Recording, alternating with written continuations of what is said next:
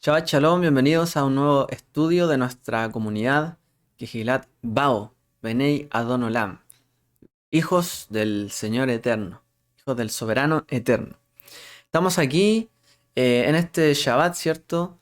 El día 18 de diciembre del año 2021, ya se nos acaba este año prácticamente, y también se nos acaba el libro de Bereshit esta semana, ¿cierto? En nuestro ciclo de lecturas. Así que esta es la última porción, Vayejí, última porción del Sefer Bereshit, el libro de los orígenes, el libro del principio. Y también 14 del mes de Tevet. Ya tenemos un tiempo en que vamos a tener otras festividades, otras fechas por ahí venideras, pero tenemos un evento importante que es el inicio del libro de Shemot desde la siguiente semana, que ciertamente marca un hito, ¿cierto?, dentro de la historia de Israel. Pero antes de entrar en eso, ¿cierto?, que ya es en sí otra historia, que proviene del libro de Bereshit, ¿cierto? Aquí la Parashá de Bereshit la he titulado, o por lo menos este estudio, La última voluntad, Tzava'ah, que así se dice en el fondo, la última voluntad.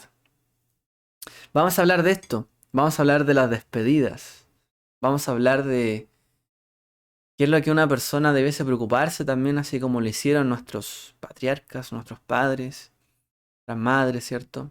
Que se ocuparon también en no solamente entregarle algo material a sus hijos, a sus descendientes, sino dejarles todo tipo de bendición, todo tipo de deseo, todo tipo también de, digamos, de intencionalidad de que les fuera bien, de que la tierra les bendijera. No solamente, como les digo, se trata de dejarle algo físico, sino también un legado más allá. Y la preocupación que tuvieron nuestros padres, ¿cierto? De que realmente esto ocurriera y que ellos recordaran sus palabras, que ellos también asociaran las palabras, ¿cierto?, que dieron a los hechos que tuvieron, cómo les enseñaron a los hechos de los padres y recordaran, lo recordaban, para no desviarse, ¿cierto?, ellos, su descendencia. Esta parte que hoy día, ¿cierto?, quizá a veces no se da mucho, pero es muy importante y bueno, vamos a hablar de esto ya que es un gran tema, ¿no? Entonces esta parashá de Vayejí nos habla prácticamente de la muerte de Jacob y la muerte de Yosef. Es la parashá de las despedidas, también de cómo vivieron los últimos años, ¿cierto? Ahí en Egipto, bien, tranquilos, en bendición, junto con todo el clan, ¿cierto?, que había allí, todas las familias, las tribus, tuvieron una vida buena, pero también tuvieron una muerte buena. Y eso también es algo importante, al menos, ¿cierto? Dentro de la Torá y el judaísmo, tener una buena muerte es algo importante, no es algo trivial. Eh, Obviamente hay casos y casos, hay gente que puede sufrir un martirio, a lo mejor su muerte no fue de la mejor, pero en lo que esté en nuestras posibilidades siempre hay que tratar de morir bien. De hecho, vamos inmediatamente al tema. Como dice el libro de Cogelet, el libro de Eclesiastés, dice, más vale el día de la muerte que el día del nacimiento. El final de un asunto es mejor que el principio del mismo. Capítulo 7, verso 1 y el 8, en la primera parte. Dice así la escritura, más vale el día de la muerte que el día del nacimiento. O sea, es tan importante el día de la muerte dentro de la Torá. No es algo trivial, no es algo que sencillamente pasó y ya. Es algo que se prepara. Para nacer, uno no se prepara, ¿cierto? Los que se debiesen preparar para ellos debiesen ser los padres, para el nacimiento de un hijo. Pero realmente no se prepara, ¿cierto? Uno para nacer. Uno viene al mundo. Ven que hay un poco de ruido aquí.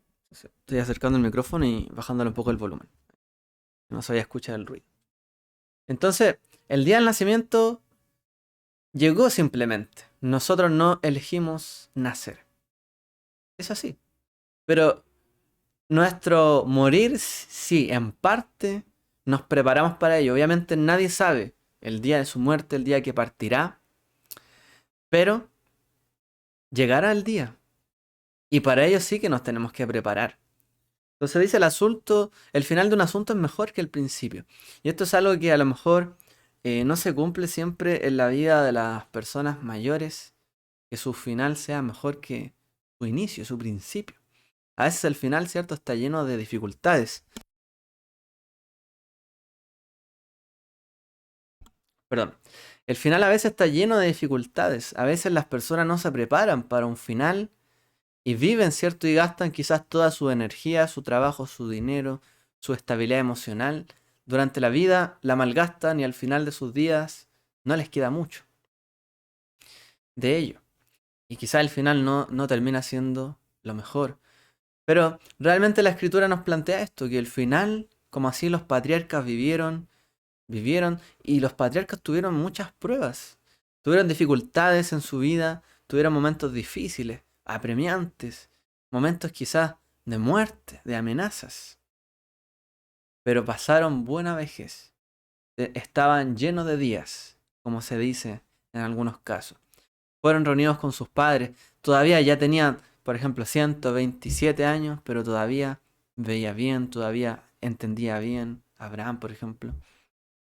Los patriarcas hasta el final, a lo mejor el mismo Jacob sufrió un montón de años por la pérdida de su hijo, la división de su familia, etc. Pero su final fue mucho mejor. De alguna manera el final tiene que ser mejor que el principio. Porque se supone que ya hemos recorrido mucho.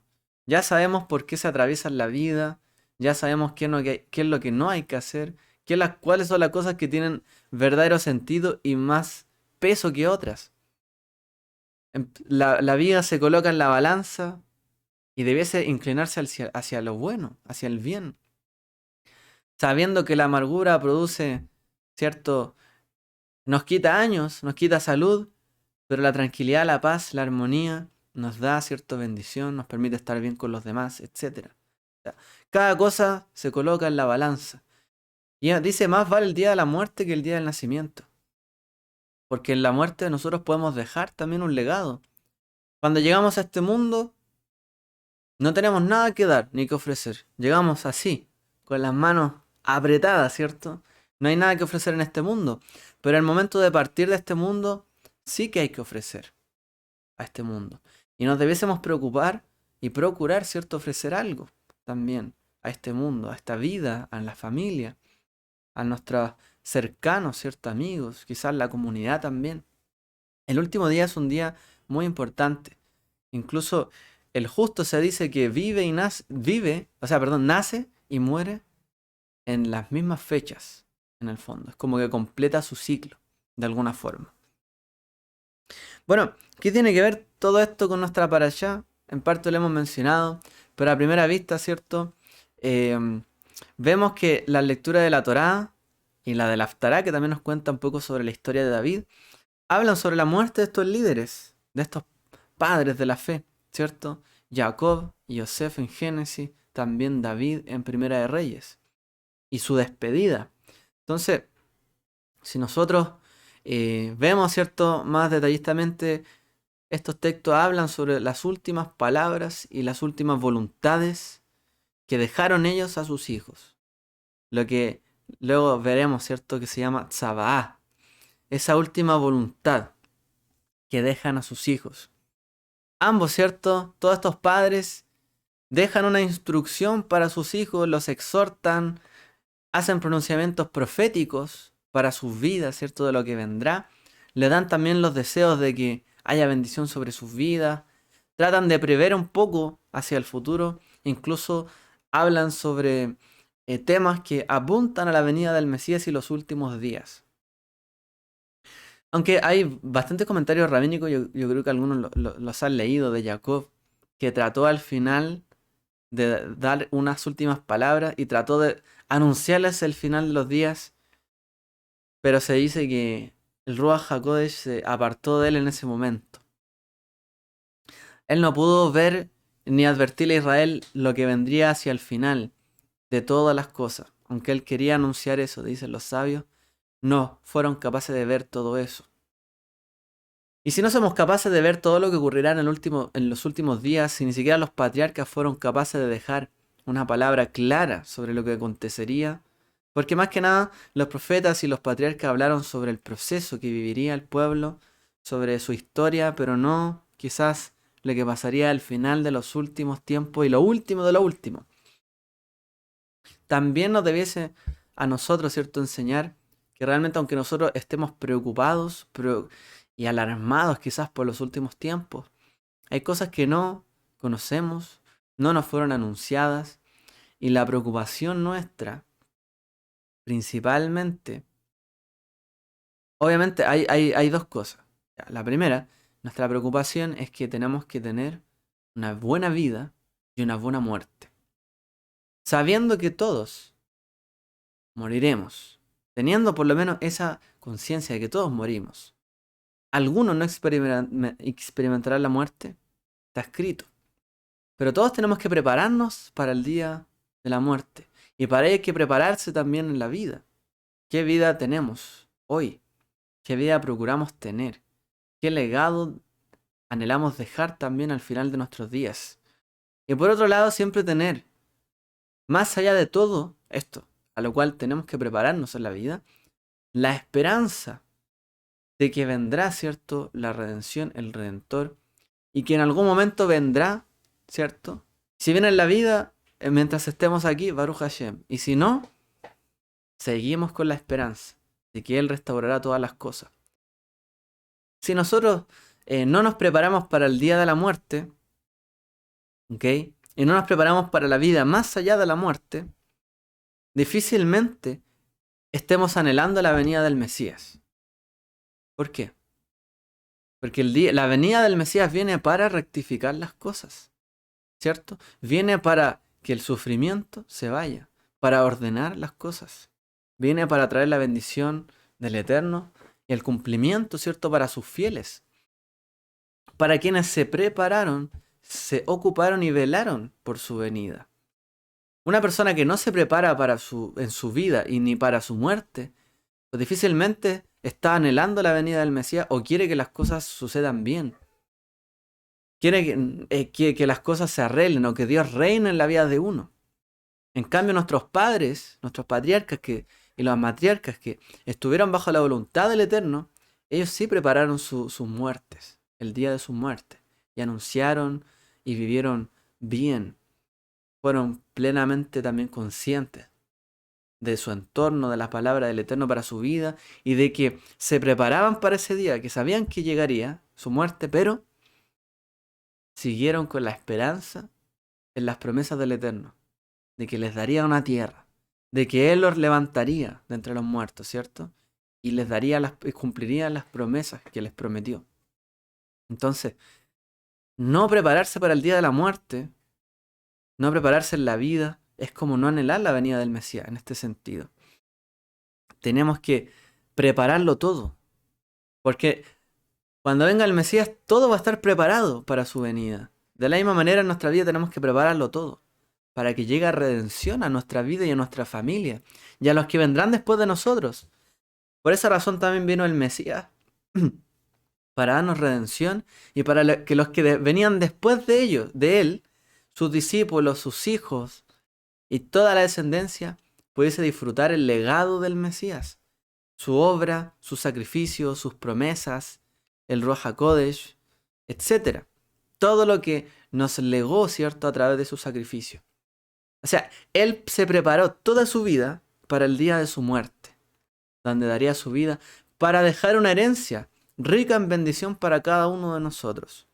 Hoy día, ¿cierto?, que lo seguimos a Él, podemos tomarnos de esas bendiciones, para aquellos que creemos en Yeshua, porque Él preparó toda su vida, el último día de su vida, ¿cierto?, el día de su sacrificio, para darnos una rica herencia espiritual. Entonces, ese día es muy importante.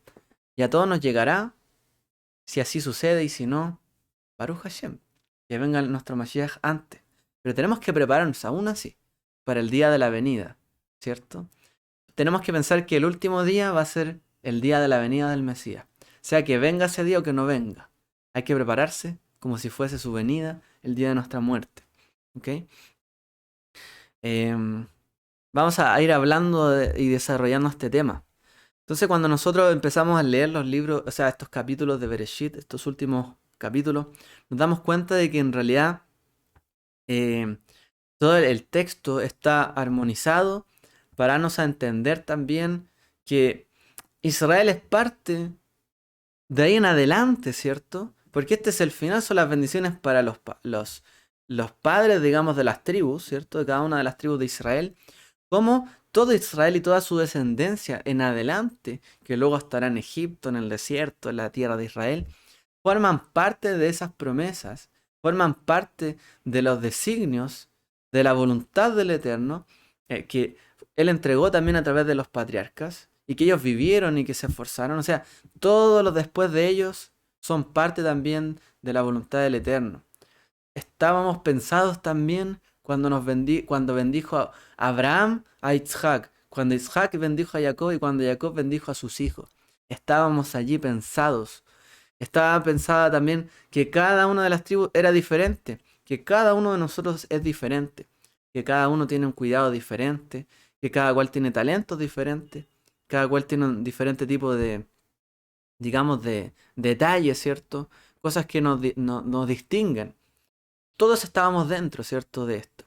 Y esta para allá se trata de ciclos llegando a su fin. Por ejemplo, se nos muestra, como aquí dice, el periodo patriarcal, que comienza con la promesa divina de nación a Abraham, ¿cierto? El Eterno le promete a Abraham una nación. Y el cumplimiento de esa promesa precisamente se ve aquí reflejada en esta para allá, en el capítulo 29, verso 28, donde dice, y haré de ti, perdón, el anunciamiento dice primeramente a Abraham, haré de ti una nación grande y te bendeciré y engrandeceré tu nombre y serás bendición. Y luego en esta para allá dice, todas estas son las 12 tribus de Israel, y esto es lo que les dijo su padre cuando los bendijo.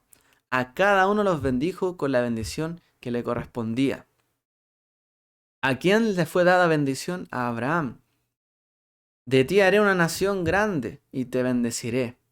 A ti te bendeciré y haré una nación. ¿Y quiénes iban a formar la nación? Los hijos de Jacob, los hijos de Israel, los israelitas. Ellos serían una nación. Entonces aquí se ve el ciclo de Abraham que comenzó aquí llegando a su fin y en parte se cumple una de las promesas, digamos, de que el Eterno le promete a Abraham, de que haría de él una nación y que los bendeciría. Y aquí son los orígenes de esta nación. Y a través de su nombre sería grande y bendición para sus hijos. Otro ciclo que también llega a su fin aquí, ¿cierto? Es la historia de Jacob, o de Jacob, que comienza con la promesa de que Hashem le hace a él, ¿cierto? De que él tendrá una descendencia muy numerosa. Como dice en Génesis 28:14, lo vamos a leer, y también concluye con la escena del lecho de muerte, el momento, ¿cierto? Final, cuando él está rodeado por sus hijos, como se veía en la imagen, ¿cierto? Del inicio, por sus hijos y nietos. Entonces, el Eterno le anuncia a él, le dice, también tu descendencia será como el polvo del oriente, de la tierra, perdón, y te extenderás hacia el occidente y hacia el oriente, hacia el norte y hacia el sur, y en ti, en tu simiente serán benditas todas las familias de la tierra. La bendición que el Eterno le promete también a Jacob, perdón, sí, a Jacob. Y luego en esta para allá dice, y todas estas son las 12 tribus de Israel, y esto es lo que les dijo su padre cuando los bendijo. A cada uno lo bendijo con la bendición que le correspondía. Así como las estrellas, ¿cierto? Similar, ¿no? Quizá a los sueños de Yosef. Se veían ahí las estrellas, ¿cierto? Ahí estaba la descendencia, el polvo de la tierra, llegando, ¿cierto? A una tierra, digamos, llena de arena, ¿cierto? Llena de polvo, que es Egipto. Te extenderás al occidente y hacia el oriente, al norte y al sur. Y en tu simiente, en tu familia, serán benditas las familias de la tierra. Ahí estaban reunidos ante él toda esa descendencia que el Eterno le había dado. Mayor que la de sus padres. Porque Abraham tuvo, digamos, a Isaac, a Ismael y a otros más. Isaac tuvo a Jacob, ¿cierto? Y a Esab. Pero Jacob tuvo 12 hijos. Y una hija, ¿cierto? Tuvo muchos hijos. Y además tomó a los dos, ¿cierto? Que le nacieron a Yosef al principio. O sea, Y también aquí llega a su fin este siglo, las bendiciones de Jacob. También la narración de José que comenzó en Bereshit 37 concluye con su muerte en esta parashá. Como dice, al inicio Yosef tenía 17 años y él apacentaba el rebaño con sus hermanos y el joven estaba con los hijos de Bilha y los hijos de Silpa, mujeres de su padre, y José trajo a su padre malos informes sobre ellos. Y ahí parte la historia de Yosef. Y aquí termina diciendo, y Yosef murió a la edad de 110 años. Y lo embalsamaron y lo pusieron en un ataúd en Egipto. Aquí llega también el último ciclo de Yosef. Un ciclo que llega a su fin. Partió, cierto, con un mal informe, pero partió también con sus hermanos, o sea, y terminó con sus hermanos, admirándolo, respetándolo, y sus huesos, que en algún momento los echaron, ¿cierto? En la fosa, en un pozo, en un lugar hondo, ¿cierto? Para su muerte, pues ahora, ¿cierto? Estaban bien cuidados, bien tratados, y les dijo, no se olviden de mis huesos, llevarlos, ¿cierto? A la tierra donde están enterrados mis padres, el Macpelá. Y ahí está el fin, ¿cierto? De Yosef. Entonces, otro ciclo que llega a su fin en esta parashá. Todo esto que estamos viendo nos muestra una cosa, y es que toda esta época de formación de Israel no fue una simple cadena de coincidencias al azar, sino que son una serie de acontecimientos ordenados según el designio de Hashem, según su voluntad, digamos, según su última voluntad para ellos. Porque el designio de Hashem, su voluntad, ¿cierto? Su razón en hebreo, es la misma desde el principio hasta el final. Pero nosotros es al final del momento de nuestras vidas en que nos damos cuenta o nos podemos dar cuenta cuáles habían sido los designios de Dios para nuestra vida. Porque el primer designio del Eterno es el mismo que el del medio y el final, porque Él es el mismo. Él es el mismo y tiene la misma voluntad sobre nuestra vida. El punto es que en el nacimiento nosotros no lo sabemos. Y cuando somos niños, adolescentes, jóvenes, todavía no nos podemos dar cuenta de todo el designio de Hashem para nuestra vida. Cómo el Eterno nos ha ordenado en nuestra vida. Pero es al final, mucho más adelante, cuando las cosas cobran sentido. Cuando se ve a los hijos, la familia, a lo que se ha logrado, por lo que se trabajó, qué vale la pena y qué no. Cuando entendemos cuáles son los designios de Hashem. Entonces, todo esto nos muestra que el designio, la voluntad, la razón del Eterno es la misma. Pero el hombre, la persona, la mujer, todos nosotros, al final es que nos vamos a dar cuenta. O quizás nosotros en la vida tenemos pequeños finales, ¿no? Cuando pasamos ciertas etapas y épocas en nuestra vida. Y a veces tenemos que cambiar de lugar, de trabajo, o de lugar donde vivimos, o quizás de personas con las que nos relacionamos. Y hay ciclos que van llegando a su fin y al final nos damos cuenta, ok, esto es lo que pasó. Pero el Eterno, de principio a fin, conoce todas las cosas. Su designio es el mismo. El tema es que nosotros, es al final cuando nos damos cuenta. Cuando la persona se despega de este mundo y se da cuenta que tiene que dejar algo para los demás de una manera absolutamente generosa y bondadosa, como lo es el Eterno, parece que ahí viene la inspiración también del Eterno de darnos cuenta que en este mundo no poseemos nada, sino solo a Él, ¿cierto? Solo lo poseemos a Él. Todas las cosas son momentáneas, pero a Él lo tenemos por la eternidad de nuestros corazones, ¿cierto? Todas las cosas vienen y van, pero no son azarosas, sino que el Eterno nos da un camino en nuestra vida, una cadena de coincidencias que cobran sentido hacia atrás, mirando en retrospectiva. El designio de Hashem es siempre el mismo. Nada ocurrió al azar. Ni toda la historia de Israel ocurrió al azar, ni lo que les acontecía a ellos era al azar. Todo estaba escrito. y estaba dentro de las bendiciones, dentro de las promesas, dentro de las palabras proféticas que dieron los padres, ¿cierto? Y que el Eterno entregó en sus corazones. Este es el capítulo 47, perdón, 49 del Bereshit, el, conocido también como el Testamento de Jacob. Un capítulo que habla de la despedida, ¿cierto?, de Jacob, que nos trae las profundidades, el pensamiento, los deseos que tenía él en su corazón a través de un lenguaje poético, a través de aforismos que se llaman también. Un aforismo es un pronunciamiento, una declaración que es como certera, va a pasar tal cosa. Esto va a acontecer. Breve, corto, preciso y como se dice al hueso. Eso es un aforismo. Entonces en este momento donde se pronuncia todo esto, donde Jacob inspiradamente, de hecho, la inspiración divina del Ruach HaKodesh, como lo explican los sabios, realmente se refiere a eso, una inspiración, por ejemplo, artística, a través de que se manifiesta por la obra de las manos, la poesía, las palabras. Todo eso es parte de la inspiración divina, ya que cada uno puede recibir. Por ejemplo, cuando alguien es creativo, tiene una idea, parte de la inspiración que recibimos en la vida, de parte del Eterno. Y bueno, en ese momento la despedida, ¿y qué es lo primero que acontece allí?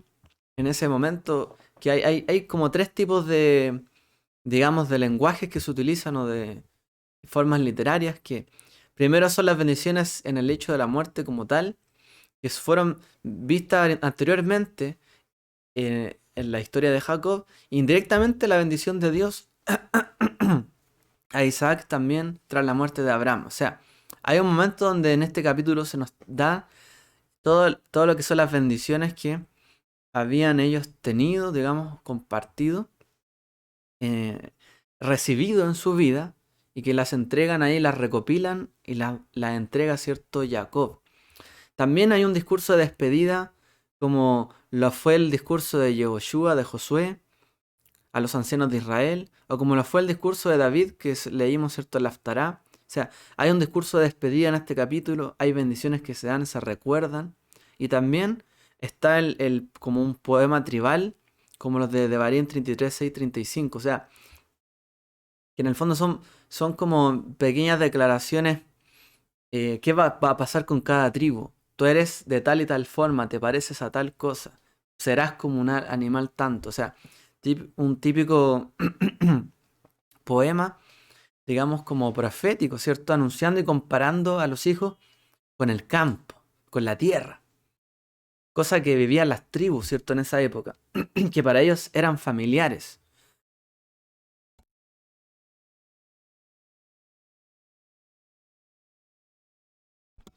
Perdón.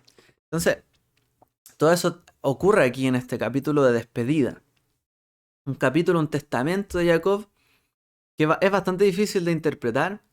Tiene por ahí sus contextos proféticos, pero el lenguaje que utiliza es difícil. Es un lenguaje antiguo que ellos entendían.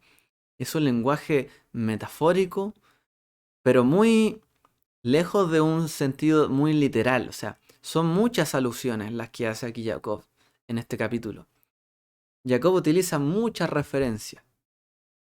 Más que hacer una referencia tan directa, él habla en términos muy, digamos, como ocultos. Revelado pero oculto. En códigos. Así, a través de esos aforismos que da aquí. O sea, es todo un contexto bien difícil de entender sus palabras, pero están llenas de sabiduría, de visión. Pero por eso dicen los sabios que en este momento él quería anunciar el final de los tiempos y ser claro en lo que iba a acontecer, pero habló en códigos.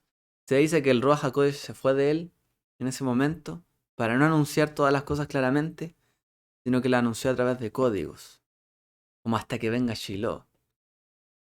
Frases que son icónicas, pero ¿qué significa eso realmente? O sea, habla del Mesías, ¿cómo? ¿Y por qué? ¿De dónde salió? Es una palabra única en la escritura, única. Entonces, este testamento, digamos, de Jacob fue algo que tiene una unión, cohesión, pero que también tiene mucho sentido alegórico y es difícil de interpretar. De alguna forma también para nosotros es un mensaje, porque los hijos muchas veces cuando los padres se despiden no entienden qué están hablando los padres o qué quieren decir. A veces los hijos son bien indolentes, ¿cierto? Y fríos y no les importa mucho la voluntad de sus padres. Si no les importó en vida, menos, ¿cierto? O cuando eran jóvenes o antes, menos quizás cuando están al final de todo. Pero los padres tratan de dejar algo y a veces dejan algunos códigos que los hijos no pueden entender pero algo quieren decir del corazón, de adentro. Algo está ahí, ¿cierto? Cada vez una persona con más años está más despegada de esta tierra, más, digamos, elevada. Cada vez, ¿cierto? Tiene menos eh, arraigo, menos, ¿cómo se llama? Se siente menos perteneciente a la tierra. Cada vez se despega más, ¿cierto? De este planeta. Y hay deseos del corazón que tratan de decir, pero a veces no es tan claro. Quizás por los años, por la lucidez, por otras cosas, pero algo también hay ahí, un mensaje para los hijos. No podemos perdernos de esto. El testamento de Jacob, para explicar un poquito más sobre esto, ¿qué es lo que nos trae? Por ejemplo, algunos datos, porque no tenemos tiempo de analizar muchas cosas. Pero, por ejemplo, se menciona el número 17 varias veces, en el contexto de, por ejemplo, cuando Yosef tenía 17 años, cuando estaba en Canaán con sus hermanos y pasó todo lo que ocurrió. Y luego también fueron 17 años los que estuvo Jacob en la tierra de Egipto, recuperando sus años. En el fondo el testamento de Jacob está diciendo, tuve años donde pensé morir, que mi alma descendiera con dolor al Seol, dice él. 17 años tenía Yosef. Todo lo que pasó ahí entre medio, pero 17 años también. Luego estuvo, ¿cierto? Ahí en Egipto. Y disfrutó a su hijo. No como el periodo perdido, sino como el periodo que estuvo con él, lo recobró, lo revivió, para darse cuenta de lo bueno que habían sido en realidad. Porque a veces uno llora, ¿no? O Jacob lloraba, estaba triste por los años que perdió de su hijo, pero estuvo 17 años con él. Y pudo haberlo recordado para bien, pero no, estaba el dolor ahí, latente. Quizás el que haya vivido esos mismos 17 años, para darle un mensaje que le dijera, ¿no? Realmente debiste haber mirado el lado bueno, ¿cierto? De esos 17 años que lo disfrutaste, que estuviste con él. Porque en la vida uno no posee nada, ni siquiera los hijos. No sabe cuánto los va a tener, ni nosotros los hijos a los padres. Entonces, disfrutarlo, ¿cierto? Vivirlo. Menciona también, por ejemplo, este capítulo 49, ¿cierto? 5 veces el nombre de Jacob y 5 veces el nombre de Israel. O sea, 5 veces lo llama de una forma como se llamaba antes, ¿cierto? Y el nuevo nombre que tuvo después de luchar con ese varón. Mostrando también el carácter dual de Jacob y sus hijos. Vivieron una parte con una cara, ¿cierto? Y la otra parte rectificando con otra cara, ya luchando por lo suyo. O sea, imagínense los hijos de Israel, los hijos de Jacob, no tenían alimento, había hambruna. ¿Qué iba a pasar con sus familias? Había hambre en la tierra, había muerte en la tierra. Llegado el momento de Yosef también, ellos también sufren una transformación, ahora tienen para darle a sus familias, hay un lugar fructífero, también toman bendición. Igual que Jacob en un momento que solo sufría engaños, tenía que luchar un poco y siempre ser aplastado, pero en un momento lucha por lo suyo, por su bendición, por lo que le corresponde. Hay cambios de caracteres bastante remarcados, ¿cierto? En esta parashá, entre los hermanos de Yosef, el mismo Yosef, como lo vimos la semana pasada, que le tocó reconocer a sus hermanos y los hermanos reconocerlo a él. Pero también el padre que cambia la actitud, revivió, es como que volvió a la vida. Le costó, pero revivió. Entonces se muestran estos caracteres duales que ocurren. El testamento también a veces da muestra de esto. Las personas no siempre somos de una sola línea. En nuestra vida también pasamos etapas y cambiamos. No solo tenemos una sola cara en la vida. Y bueno, esto nos muestra también esa realidad, pero que el final sea mejor. ¿cierto? Siempre sea mejor, el final. Los aforismos también se muestran como pronunciamientos proféticos, esas declaraciones que hace Jacob ahí, que determinarán el carácter y el destino de las tribus. León, ¿cierto? De la tribu de Judá. Se agazapa, ¿cierto? Es tranquilo. ¿Quién lo molestará? Hay declaraciones, ¿cierto? Que dan cuenta de las tribus, esos aforismos que se llaman. Unas declaraciones, digamos, proféticas. Eres como esto y tal cosa. Determinarán el carácter y el destino de las tribus. En el fondo, él miró y de lo que conoció se dio cuenta cómo eran ellos, cómo actuaban, cómo era su naturaleza humana, digamos, como animal. Vio cómo era su carácter, porque el carácter muchas veces se compara con los animales, precisamente, cómo actúan ellos, por instinto. Y eso marcaría también el futuro. A veces también nosotros nos comparamos alguna que otra cosa, ¿cierto? Y otros pueden vislumbrar eso en nosotros, a veces no nosotros mismos, pero otros sí se dan cuenta, ¿no? Bueno, el testamento de Jacob también tenía esto, un anunciamiento. Los conozco, Mosco, los conozco realmente, a ustedes, ya sea serpientes o lobos, realmente, ¿cómo se llama? León, no sé, y así, gacela, perdón, un ciervo. Los conozco realmente, a ustedes. El nacimiento también se menciona por el orden de los hijos, según su madre. Cuando él menciona a los hijos, se da según el orden que nacieron, salvo el de Zebulún y Talí, si no me equivoco. Talí, Zebulún. No, Isaacar y Zebulún. Ellos dos no aparecen en el mismo orden, pero en general se vuelve a ordenarlos ahora de acuerdo a su, digamos, primogenitura, como desde el mayor al menor. Las va ahí ordenando. O sea, tiene un respeto también aquí, Jacob, ya no por el que privilegiaba, por el hijo menor que le daba cosas primero, no, aquí parte, ¿cierto?, por el primero. Ya un poco un cambio, ¿no?, al final de sus días. Ya no le va a dar solo la atención a uno, sino que cada uno recibirá lo suyo, del mayor al menor. Y también cuando bendice a los hijos de Yosef, al mayor y al menor. Pero también se da cuenta de que habría, ¿cierto?, en adelante algo diferente en ellos dos. Su descendencia sería diferente. Ellos recibirían la bendición que había llegado a él. Porque él aquí, hasta este momento, él pensaba darle su bendición a Yosef. La bendición de los patriarcas. A Yosef. Porque siempre le dieron la bendición a uno. A Abraham, a Isaac, Isaac y Jacob. ¿Y Jacob a quién? ¿A quién le iba a dar esa gran bendición? A Yosef, pero Yosef había muerto. Su propósito había llegado hasta ahí. Se sintió como muerto porque realmente no pudo transmitir el legado de sus padres, la bendición del Altísimo, al hijo que debía corresponderle. Pero ahí se dio cuenta, ok, no era para él, parece, era también para sus hijos. Y ahí continúa la línea de la bendición, ¿no? Patriarcal. Cada tribu recibe lo suyo, pero ahí pasa por la bendición de la fructificación. Parte, ¿cierto?, de esas bendiciones de Abraham van ahí a Efraín y a Menashe. Y el Génesis comienza el poder creativo, comienza, perdón, el Bereshit del Génesis con el poder creativo de la palabra divina de Dios y termina con el poder de la palabra predictiva inspirada de Jacob. De principio a fin, ciclo inicia, ciclo termina. El Bereshit habla el poder creativo de la palabra del Eterno y termina el Bereshit con la palabra inspirada de Jacob, predictiva.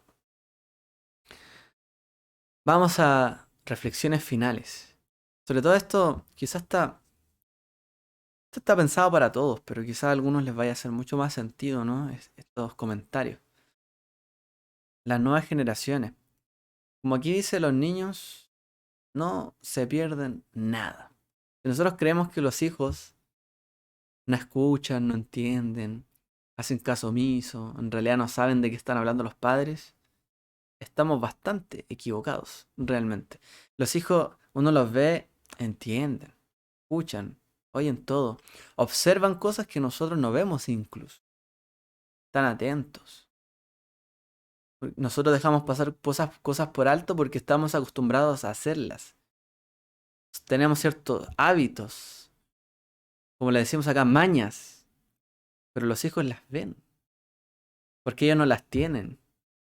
Y una u otra, o se las transmitimos, o realmente ellos terminan dañados por esto. Pero ellos sí observan lo que nosotros no vemos. En el proceso imprimen tanto lo bueno como lo malo, imitan. Son como esponjas. Imitan las cosas buenas, los hábitos, pero las malas también. Las buenas palabras, pero las malas también.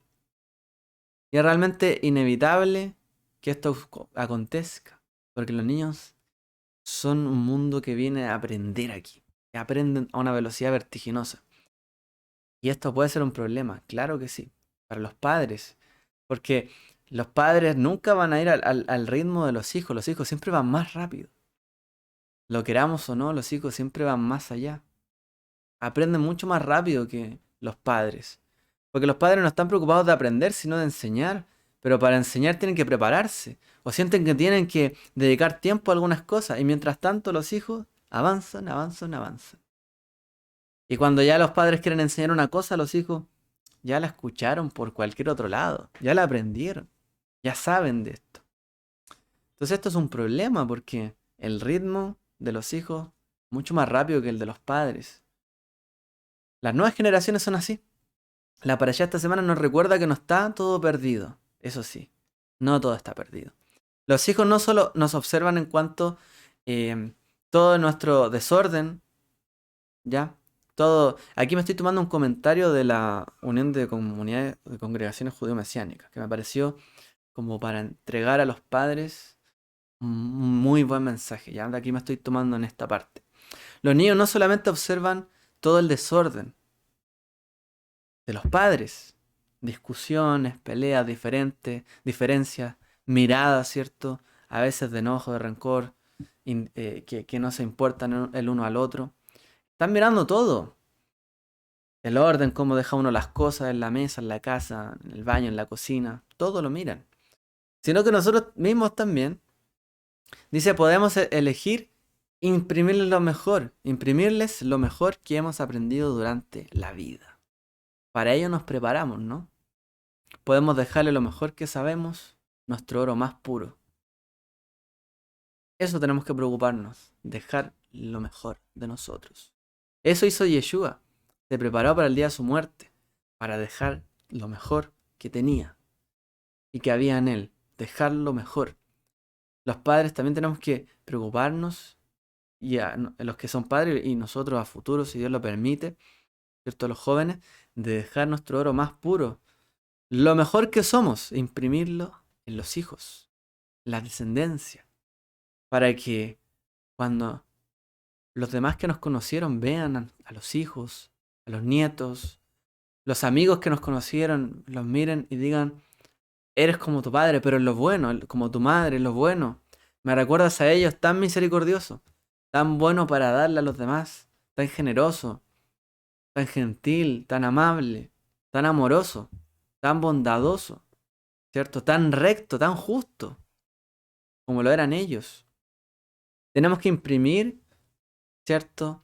En los hijos lo mejor, en las generaciones, el que es maestro en sus discípulos, sus talmidim, dejar lo mejor que tenemos, realmente.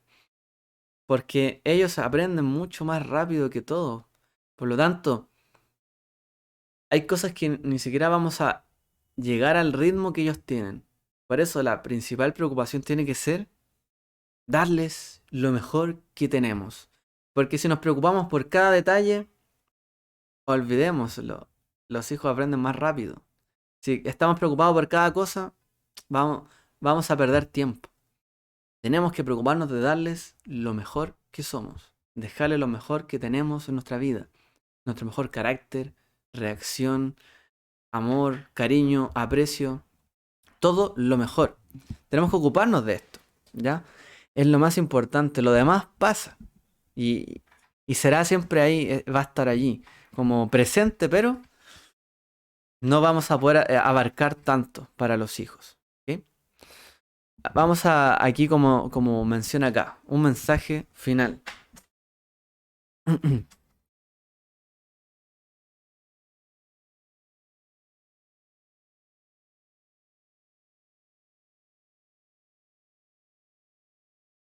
Bueno, hay un mensaje final que da, ¿cierto? Aquí el patriarca, ¿cierto? El patriarca Jacob, como aquí aparece, dice, eh, él da su mensaje final, su apoyo también a lo mejor de sí, ¿a quiénes? A Efraim y a Menashe, y les dice lo siguiente: el ángel que me ha rescatado de todo mal, bendiga a estos muchachos y viva en ellos en mi nombre y el de mis padres, el nombre de mis padres Abraham e Isaac, y crezcan para ser multitud en medio de la tierra. Esta palabra es lo que les da. Su mejor palabra.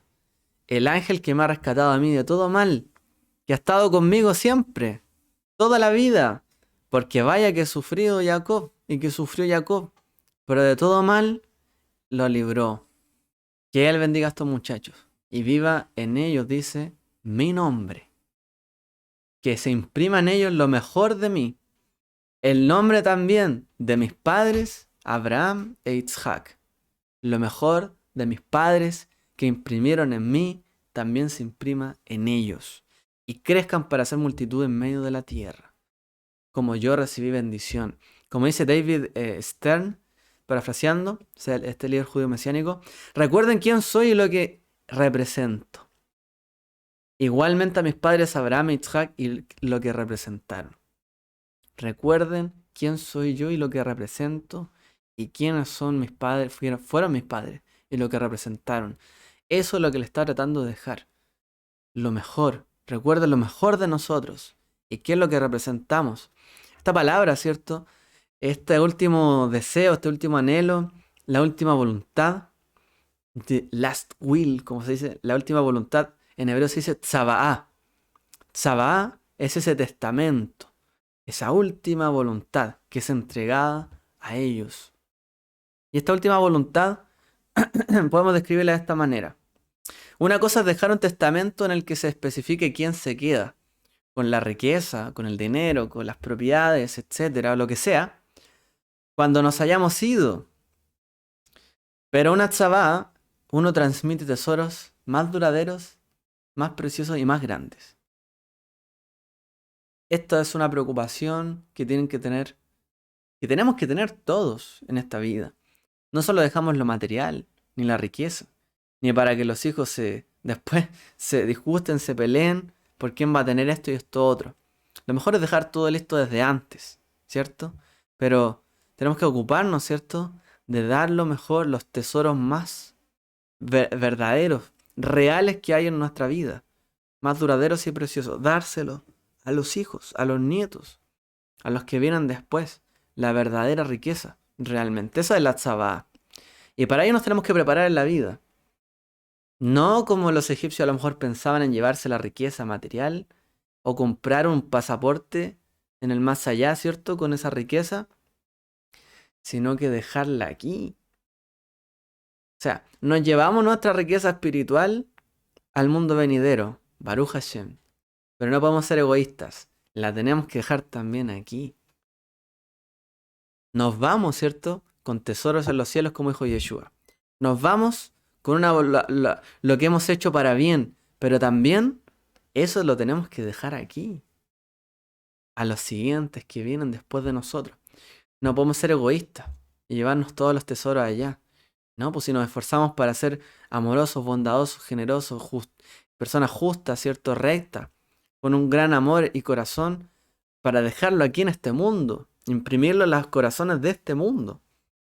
Porque no nos llevamos cosas en nosotros, nuestra alma, nuestra eternidad, pero las tenemos que dejar aquí también como el eterno, como Yeshua nos dejó sus promesas, sus virtudes. Nosotros también tenemos que procurar esto. Cito aquí a From Aging to Seiching, que es como de la edad, o sea, ¿cómo podría traducirse esto? Como de la... de de lo que va generando la edad a lo que va generando sabiduría, en el fondo, en el tiempo. Los ancianos aceptan su mortalidad, cosechan la sabiduría de sus años y transmiten un legado a las generaciones futuras. Aceptan su mortalidad y cosechan sabiduría de años. Este debe ser el objetivo: cosechar la sabiduría de años y transmitirla. Como mentores, transmiten a los demás la esencia destilada de su experiencia vital, todo lo que recibieron en su vida. La alegría de transmitir la sabiduría a los más jóvenes no solo siembra el futuro, sino que corona la vida de un anciano con valor y nobleza. Y este debe ser el objetivo al que apuntemos: transmitir esa sabiduría, sembrar futuro, para que no haya división después de nosotros. Imagínese, usted también piensa un poco aquí también en nuestra nación, en Chile. ¿Cuánta división hay, cierto, en nuestra nación? Porque no pasó esto. Quizás las generaciones anteriores no sembraron futuro. Sembraron para sí y a lo mejor no quedó tanto más allá. A lo mejor sembraron presente pero no futuro. Y hoy día tenemos división, polarización. En cambio, el que siembra futuro, ¿cierto? Con sabiduría y la transmite a los hijos y les dice: estos errores no se cometen, esto se hace bien. Dice, eso corona a esa generación que pasó con valor y nobleza. La generación anterior se corona cuando logra transmitir esa sabiduría porque siembra futuro y no discordia. Siembra futuro y no retroceso. Futuro hacia adelante. Eso debe ser la labor, la virtud, ¿cierto?, de los padres, los ancianos, que entreguen a sus hijos lo mejor de sí, lo que cosecharon en la vida. Estas instrucciones se pueden ver reflejadas, perdona que me extienda quizás unos minutitos más, pero para dar estas ideas también, se pueden reflejar, por ejemplo, en la Shalom Bait, que se llama en hebreo, en la paz del hogar, y en la Shalom Mishpacha, en la paz de la familia. Esto es algo que debe cubrir una persona en sus años, en el proceso, ¿cierto?, de su vida. Tiene que dejar Shalom Bait en adelante y Shalom Mishpacha en su familia. No puede una persona morir y dejar dividida a su familia, a sus hijos, o dejar todo en discordia porque a lo mejor no hizo un testamento, a lo mejor incluso de lo material, y todos después se pelean. Tiene que procurar dejar paz en su hogar, en su familia. Cuando fallece, procurar también dejar bien claro lo que viene después de él, lo que tienen que hacer, alejar las tensiones, anticiparse también a lo que va a ocurrir, que a lo mejor, oye, después quién va a pagar esto, otro, a lo mejor se van a pelear ellos porque no tienen acá, o sea, tratar de dejar todo preparado y listo. Y dejar también responsabilidades a sus hijos sobre ciertas cosas y que se respeten sus deseos y que la familia se mantenga en el fondo la sabiduría y el honor de la familia en adelante. También que arregle, como aquí dice, arreglos finales y póstumos después de él, que deje claro en el fondo su disposición, si va a donar algo, si quiere que algo se dé a algunas personas, donar incluso órganos, lo que sea. O sea, lo que sea, realmente todo lo tiene que dejar arreglado idealmente. ¿Para qué? Para que haya tranquilidad a los hijos, que todo sea para bendición. En lugar de, por ejemplo, ¿dónde va a ser? ¿Dónde quiero que me sepulten? ¿En qué lugar? Quisiera estar con mis padres. Quisiera volver a tal lugar. Y que se pueda respetar todo eso. Eh, ¿Cómo se llama? De dejar todo listo. El fallecimiento, cualquier tipo de arreglo. O sea, procurar esto también como lo hicieron los padres. Compraron en Macpelá, estuvieron ahí, o sea, se ocuparon de todo esto para que los hijos realmente estuvieran bien tranquilos y no se pelearan por ellos, que no se empañaran en el fondo todo lo bueno que les dejaron. También procurar dejar listos asuntos emocionales e interpersonales con la familia, cosas que deben ser tratadas, como por ejemplo cosas pendientes, cosas que no se reconciliaron, cosas que no se perdonaron, cosas que se quedaron en el aire. Cosas que a lo mejor alguien siente que quedó debiendo. Tratar de arreglar todo ello. Para que después, ¿cierto? O a lo mejor dejar algún tipo de documento donde pida disculpas o a lo mejor rectifiquen algo. Diga una declaración de intenciones. Quise hacer esto otro. Para los hijos. Me hubiese gustado esto otro. pero también estoy orgulloso de lo que se logró, etcétera. O sea, muchas cosas que a lo mejor pueden caer en las nubes cuando alguien parte. Lo mejor es que se ocupe bien de todo esto, para dejarlo para bien, para bendición.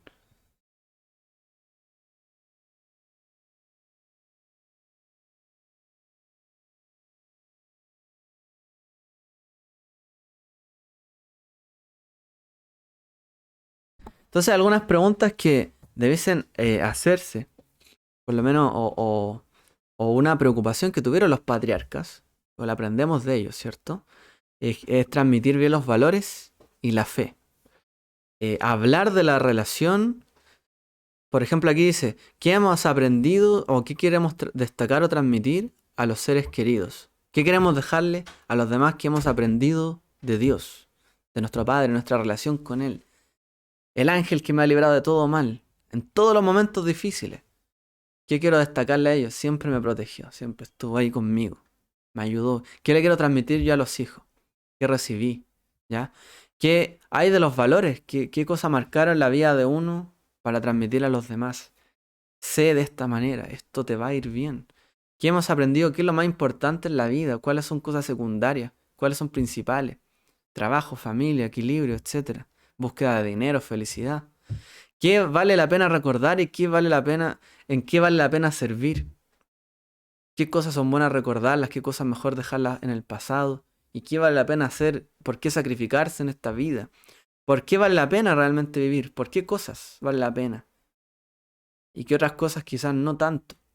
Pero vale la pena. ¿Qué cosas? Dejarle un legado a los hijos que diga, sí, vale la pena. Por estas cosas vale la pena. Y quede claro, por qué lucharon. Y qué aprendieron de otros pasados presentes a destacar y dejar y ver perpetuado. O sea, qué queremos dejar como legado, qué queremos que sigan adelante. ¿Ok? Para concluir y cerrar esto, vamos a leer la Tzavá, la última voluntad de Pablo, de Shaul, para ver un ejemplo también de cómo nuestros patriarcas, aparte de ello, en la fe, dejaron su última voluntad.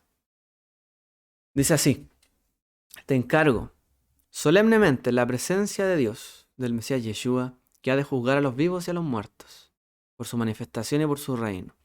Predica la palabra, insiste a tiempo y fuera de tiempo, redarguye, reprende, exhorta con mucha paciencia e instrucción. Porque vendrá tiempo cuando no soportarán la sana doctrina, sino que teniendo comezón de oídos, acumularán para sí maestros, conforme a sus propios deseos, y apartarán sus oídos de la verdad y se volverán a mitos. Pero tú, sé sobrio en todas las cosas. Timoteo, ¿cierto? Sufre penalidades. Haz el trabajo de un evangelista. Cumple tu ministerio. Porque yo ya estoy para ser derramado como una ofrenda de libación, y el tiempo de mi partida ha llegado. He peleado la buena batalla. He terminado la carrera. He guardado la fe. En el futuro me está reservada la corona de justicia, que el Señor, el juez justo, me entregará en aquel día. Y no solo a mí, sino también a todos los que aman su venida. Así concluye Pablo, ¿cierto?